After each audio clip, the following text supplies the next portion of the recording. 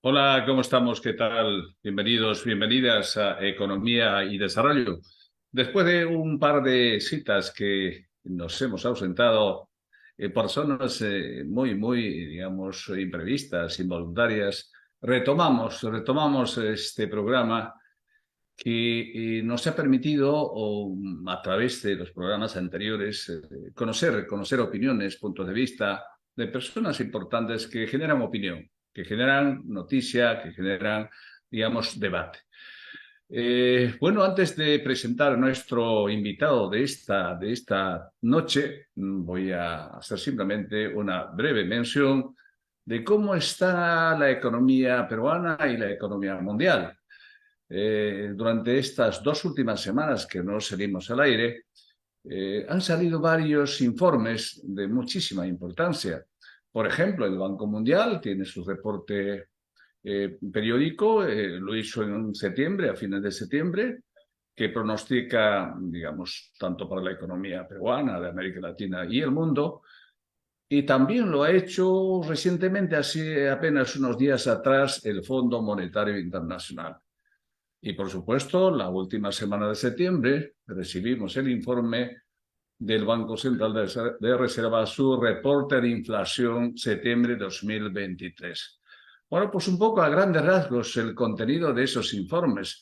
En principio, la más reciente, la más fresquita, es el reporte del Fondo Monetario Internacional. Bueno, pues el fondo dice que la economía peruana va a crecer este año 2023 en 1,1%. Y el año que viene tendríamos un crecimiento de 2,7% aproximadamente. Es digamos, un pronóstico bastante, yo diría, optimista para el escenario en el que estamos y para el escenario internacional en el que estamos actualmente inmersos. En cambio, el Banco Central de Reserva, que en principio es quien tiene acceso a información fresca, cercana, un poco más objetiva, pues bueno, dice que la economía peruana este año va a crecer apenas 0,9% y el año 2024 creceríamos en torno a 2,4-2,7%. Vean ustedes la discrepancia de estos dos informes. Unos son más pesimistas, que en este caso el BCR, en cambio el Fondo Monetario Internacional parece que tiene otra lectura de cómo está marchando nuestra economía y cómo sería el año 2024.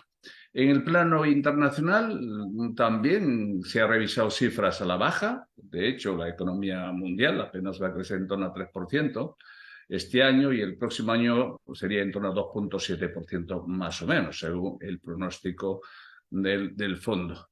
Un dato que salió estos últimos días es realmente interesante y de lo que está pasando en la economía de los Estados Unidos. En Estados Unidos se pronostica que el crecimiento sería en torno a 2,8% este año y el año que viene sí habría una pequeña caída de más o menos en torno a 1,7, 1,8. China, según también el reporte del fondo, este último reporte, crecería este año un 5%.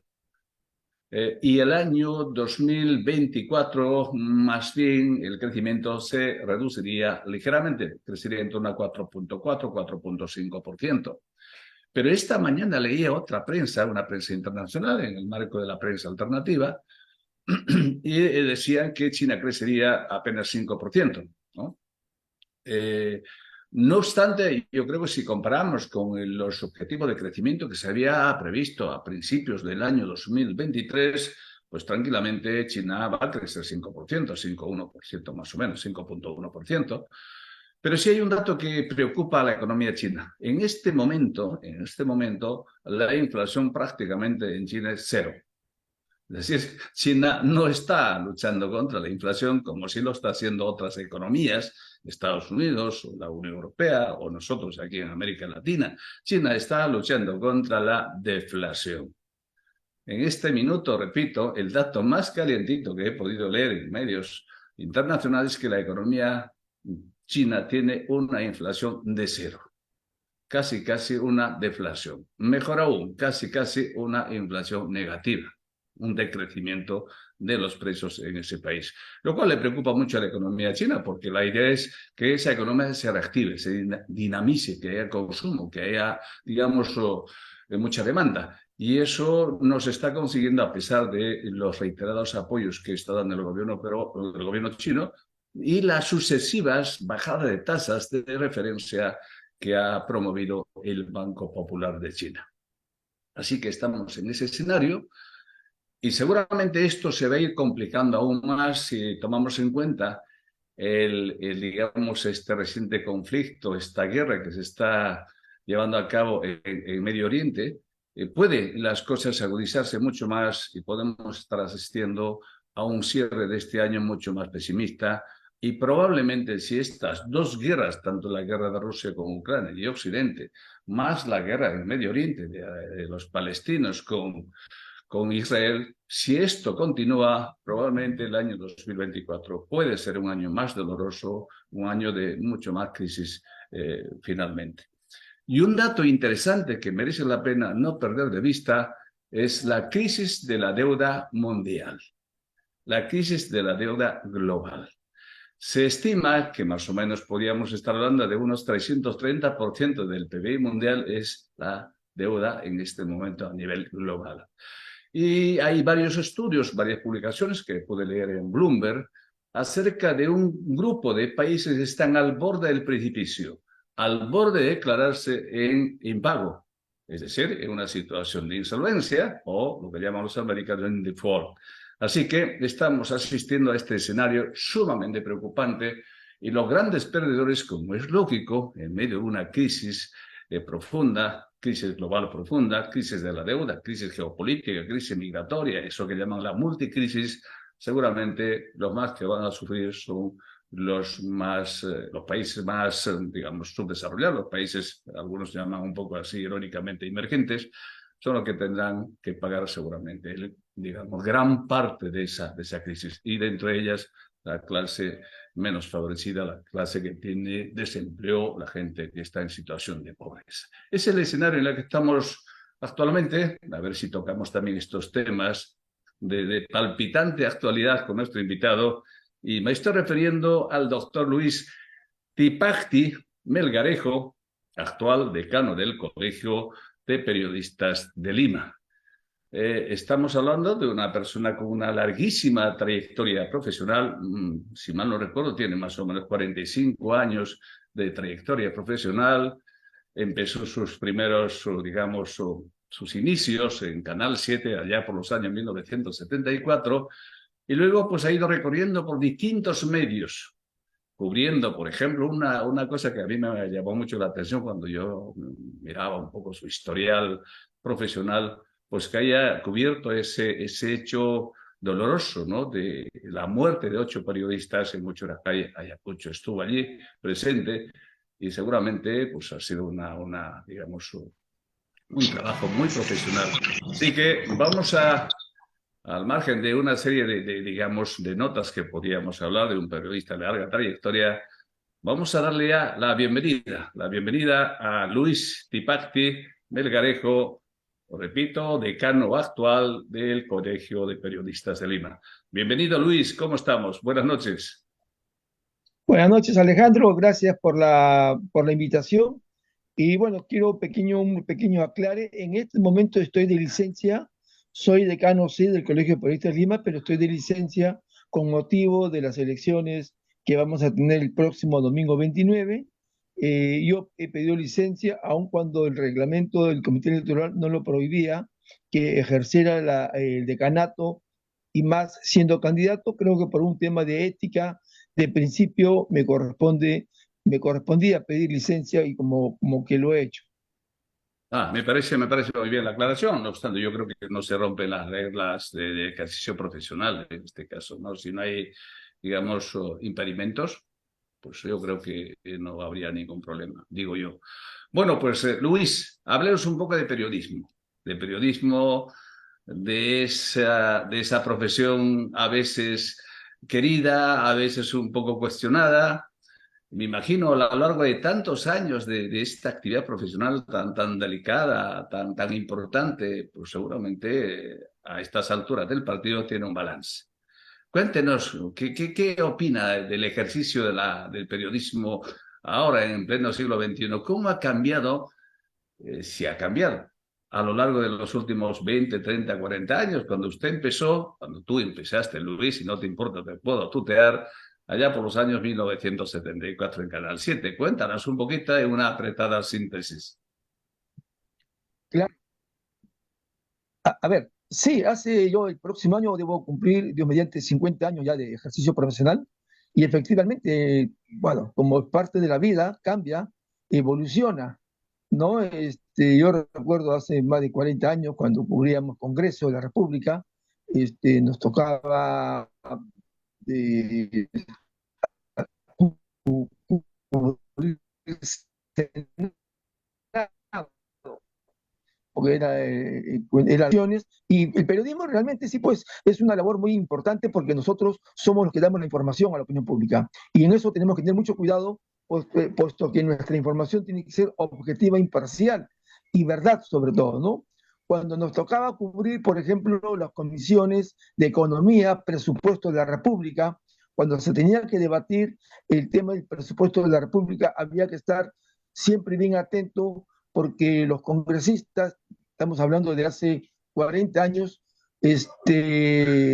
debatían muy fuerte sobre el tema de la economía, ¿no? Y nos tocaba a nosotros transmitir al público de lo que ocurría en el país, de los proyectos que se venían, las leyes que se venían, porque ahí estaba el caminar de un país, ¿no? Y eso ha pasado igual, o, ahora son otras las condiciones, una sola Cámara, hay igual de número de comisiones en el Parlamento, que se discute y se debate, pero es un poco más complicado que antes, porque antes habían prácticamente dos grupos, de izquierda y de derecha, o el centro, digámosle, pero ahora es una variapinto de que no permite probablemente ponerse de acuerdo y la economía del país está en una situación bastante complicada, ¿no? Lo acabas tú de señalar, respecto al índice de las proyecciones que hay para este año y para el próximo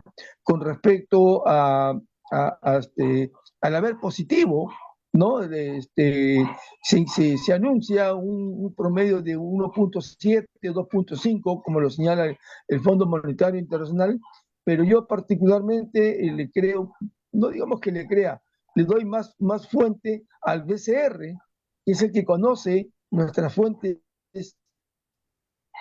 en forma diaria, ¿no? Y manifiesta cómo nos estamos desenvolviendo como país. Bueno, Luis, hablemos, no sé si estamos bien de audio. Luis, perdona, me gustaría un poquito conversar contigo acerca de la prensa en sí. Luego abordaremos el rol de la prensa en el tema económico. La pregunta que yo quiero hacerte, Luis, es, ¿la prensa es actualmente independiente? Eso que nos dicen de que el principal objetivo, la preocupación central de la prensa es informar de manera veraz y oportuna, objetiva, de los hechos que se dan en una determinada circunstancia o un determinado lugar. Eso se mantiene, esos, digamos, esas enseñanzas que se imparten en las universidades o en las, digamos, instituciones donde se estudia el periodismo. Actualmente, digamos, se habla de una prensa realmente independiente, es una prensa que de verdad educa, informa con veracidad, con imparcialidad, con independencia, lo que se dan las cosas, los hechos que se ven día a día. ¿Cómo lo ves así, digamos, fríamente? ¿Cómo A lo ver, ves después de tantos años de ejercicio profesional? mira, Alejandro, justamente el ente deontológico, porque como comprenderás, como sabes tú también como economista, todos los colegios profesionales tenemos un índice deontológico que cumplir, ¿no? Cada uno de nuestra profesión. Y en el que corresponde a nosotros es justamente la objetividad, imparcialidad, y eso debería haber. los colegios periodistas, obviamente yo como decano, y con un grupo de directivos, nos hemos acercado a casi todos los medios en el ejercicio de nuestra profesión, nos hemos acercado a todos los medios para hacerles recordar, tanto diarios como revistas, perdón, periódicos, televisión, a que se debe mantener esa objetividad e independencia. La mención, existen personas que ejercen el periodismo, pero no tienen la colegiatura, porque nosotros, el único ente que a nosotros nos fiscaliza, como seguramente lo hacen en otros colegios profesionales, es el Tribunal de Honor.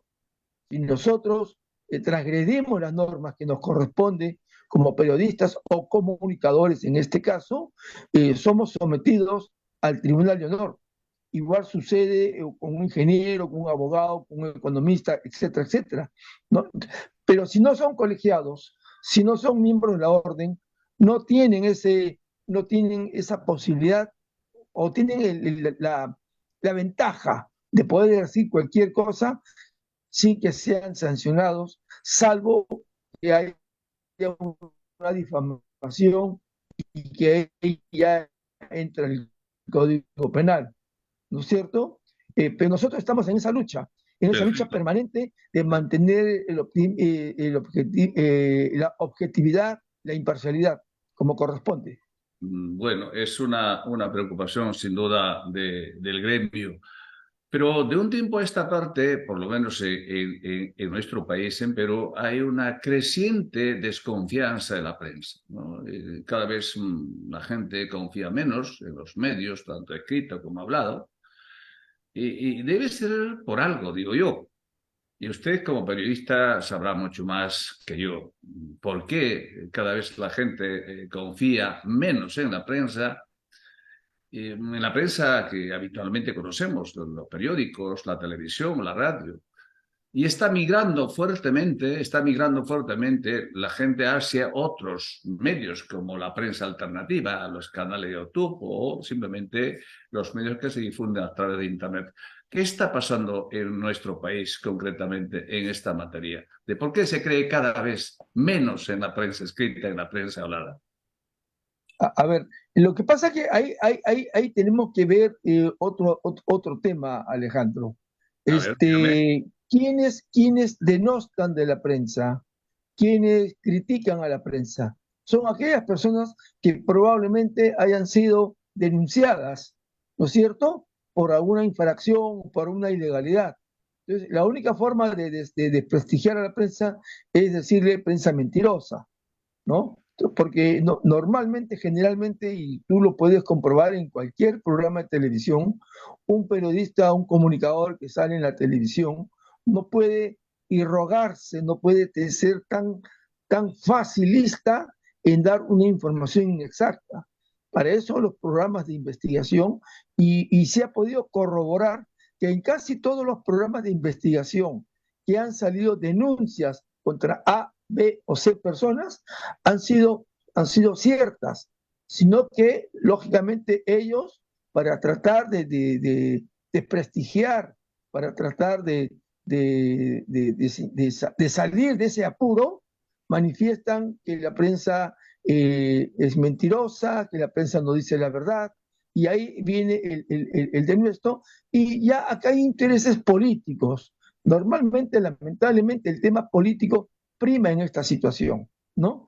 Pero yo particularmente, repito, que me he acercado como decano con un grupo de mis directivos que hemos ido al diario El Comercio, hemos ido al diario Expreso, hemos ido a los canales de televisión, hemos conversado con los editores, hemos conversado con los directores de medios y le hemos hecho ver que el compromiso que tenemos, que tienen ellos ante la opinión pública. Entonces, y siguiendo, mirando nosotros el tema, el correlativo después de ello, hemos visto que en los últimos tiempos casi todas las informaciones son así, son documentadas. Las informaciones, las denuncias que se han dado son documentadas. Entonces, no puede decirse que la prensa ha mentido, la prensa dice la verdad. Lo que pasa es que, lógicamente, quienes son afectados en esta situación son los que buscan pretextos para poder enlodar el trabajo de la prensa. Bueno, yo seguramente que hay periodistas honestos, periodistas, digamos, muy profesionales que tienen muy claro la ética, la deontología periodística, seguro que sí. Pero la pregunta es muy sencilla. Hay varias encuestas de opinión que se conoce, que están ahí publicadas, y el grueso de la gente encuestada dice no confiar en la prensa, ¿no? Entonces, algo tiene que estar fallando ahí. Yo no creo que la gente diga, pues porque se le ocurre o porque simplemente no conoce. Pero hay un alto porcentaje de desconfianza, ¿no? Entonces, ¿cómo la prensa puede recuperar credibilidad, confianza? Eh, Es lo que todos queremos, ¿no? justa- Entonces, justamente, ¿qué hace el Alejandro, Colegio de esta Periodistas en desconfianza, torno a esto? así es, justamente esta desconfianza de la población, y sí es cierto lo que tú manifiestas, en gran parte de la población muestra desconfianza, porque lógicamente lo que recibe de información de parte de estas personas, de esta gente, y muchos, te aseguro que muchos de los que hablan mal de la prensa son aquellas personas que están involucradas en hechos delictuosos, en hechos ilícitos, en hechos ilegales. Entonces, tampoco no te voy a decir que son todos, ¿no? Indiscutiblemente, pero generalmente sí, se ha notado. Pero aquí tiene mucho de fondo el tema de la prensa alternativa que estuvo en boga durante el gobierno del expresidente Castillo y que no sé si ustedes vieron qué prensa podría ser pues, a una persona que no se sabe si es titulada, si es preparada, si tiene las condiciones, porque tampoco nos podemos permitir pues, que cualquier persona agarre un micro y diga, soy periodista, pues no. O sea, que para eso existe ahora, desde el año 1980, existen ahora las universidades de ciencias de la comunicación, ¿no? Y nosotros estamos en esa lucha permanente, porque Bueno, no, necesitamos no, y yo requerimos. no quiero abundar más en el tema, pero sí hay una Ujú, cosa que como yo soy lector de la prensa, yo leo la ujú, prensa habitualmente, distintas prensas, porque quiero estar informado, contrastar un poco lo que claro. está pasando en el país, y ya surge curiosidades, ¿no? Y es un poco el vocabulario común de la gente, y se habla de eso que se llama, a ver, Luis, en plan un poco más normalito. ¿Por qué se les dice a algunos periodistas como mermeleros de la prensa? ¿Qué significa eso? ¿Nos puedes un poquito comentar? Si no te importa, Luis, si no, pues no pasa nada, Sí, lo dejamos cómo no, allí. cómo no. ¿Quiénes son los Son aquellos, mermeleros? pero así es, no puedo yo tapar el sol con un dedo, Eso. pero sí es que existe en el menor grado, ¿no? Hoy día el periodista que quiere buscar una información sabe el riesgo que se corre, sabe que está jugando con su ética, con su futuro, entonces tiene que tomar las cosas con mucha dedicación y sobre todo tiene que tener mucho cuidado, repito, ¿no? Hoy día para poder publicar una información tiene varios canales. No solamente es el reportero el que recibe la información, sino ahí tiene un jefe de informaciones, un editor, un productor y un director general. Son tres, cuatro canales que pasan para que llegue a ser transmitido a la opinión pública, tanto a nivel oral como en la televisión, en la emisora, como también en los medios escritos. O sea que de haber, lamentablemente sí, hay que decirlo, ¿no? Pero Bueno, felizmente cada vez son menos y bueno. son notorios cuando sale una información, es notoria que esa información no es la exacta, no es la correcta. Luis, vamos ahora un poquito a dejar el escenario nacional y miremos un poquito el mundo, ¿no? Estamos asistiendo digamos, a grandes problemas geopolíticos, ¿no? Se habla ahora de un mundo multipolar, ¿no? Algunos dicen bipolar, un mundo multipolar, ¿no? Y en ese mundo multipolar también juega un papel importante la prensa. Se habla mucho de la prensa de Occidente y muy poco se habla de la prensa de los países emergentes, por ejemplo. La pregunta que te hago, Luis, me imagino como autoridad estarás informado, La prensa occidental está reportando lo que se está dando o lo que está pasando, por ejemplo, en esta última guerra que acaba de empezar, que ya llevamos casi una semana, prácticamente una semana, del sábado a ahora mismo pasó una semana la guerra, ya está declarado como una guerra, y lo ha dicho las mismas autoridades de Israel. Y la guerra que se está librando en Ucrania, ¿estos hechos están siendo informadas con independencia, con objetividad, con imparcialidad? ¿Cómo lo ves tú, Luis? Mira, las informaciones que hemos recogido todos los ciudadanos en el Perú y en África, ¿no? Es cierto, hemos visto que la parte de Occidente ha declarado de terroristas a los que están atacando y realmente esperamos y deseamos que sea una información objetiva, ¿no? Y que no se esté tapando lo que está sucediendo en el otro lado, porque igual pasaba con la guerra de Rusia, ¿no es cierto? Hace poco. Entonces, yo creo que ahí en el tema internacional también hay mucho de tema político y lógicamente que la prensa internacional, vale decir, los cables, que son los Reuters, los más importantes, ellos también tienen un papel muy importante en desarrollar una información objetiva, porque para ellos tampoco no les puede convenir el tapar una información cuando después se descubre que es la verdad, pierden credibilidad. O sea que creo que ahí las agencias internacionales también juegan un papel, un gran papel, y tienen que tener la mesura, la transparencia para poder informar. Perfecto, Luis. Bueno, vamos a hablar un poquito más seguro de esto. Haremos una pequeña pausa de unos segundos y luego hablamos sobre temas de ¿Cómo no? economía, cómo la prensa tiene, bueno, pues esto, la influencia en la economía del país o del mundo. A ver qué rol juega en este caso. Así que tenemos una pausa de unos segundos y luego continuamos. ¿Cómo no? Gracias.